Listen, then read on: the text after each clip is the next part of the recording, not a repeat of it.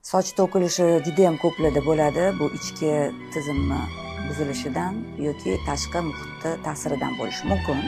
Undan tashqari androgenniy alopetsiya bor. Soch to'kilishi erkak sifat anaqasidan orqali keladigan katta soch to'kilishlari bor.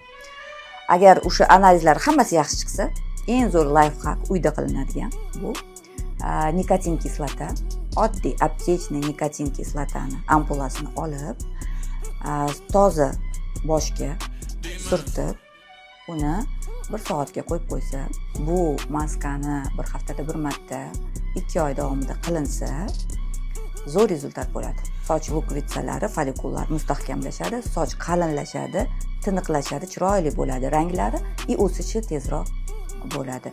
Lekin bunga allergiya bo'lishi mumkin. Shuning uchun ehtimoli bor allergik reaksiya. Qarang, yana bitta maska bor, nikotinovый kislotani olib turib, o'sha ampulasini olib, bitta idishchaga solib, unga Ayvid degan draje bor.